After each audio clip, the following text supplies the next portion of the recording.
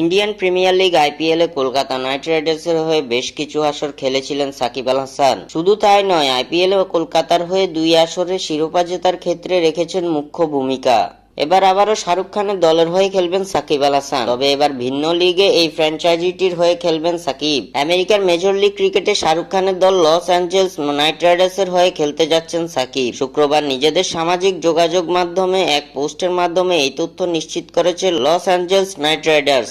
সাকিবকে দলে ভিড়িয়ে তারা সেই পোস্টে লিখেছে, আন্তর্জাতিক ক্রিকেটার হিসেবে সাকিব আল হাসান এলএ নাইট রাইডার্সের সঙ্গে 2024 মেজর লিগ ক্রিকেটের জন্য যুক্ত হচ্ছে, শীঘ্রই দেখা হচ্ছে সাকিব। এদিকে এক বিবৃতিতে নাইট রাইডার্স গ্রুপ জানিয়েছেন, নাইট রাইডার্স পরিবারের সঙ্গে সাকিবের সম্পর্ক দীর্ঘদিনের। তিনি কেকেআরকে বিভিন্ন মঞ্চে প্রতিনিধিত্ব করেছেন। এর মধ্যে রয়েছে আমাদের দুটি চ্যাম্পিয়নশিপ। 2012 ও 2014 আইপিএল চ্যাম্পিয়ন দলের সদস্য তিনি।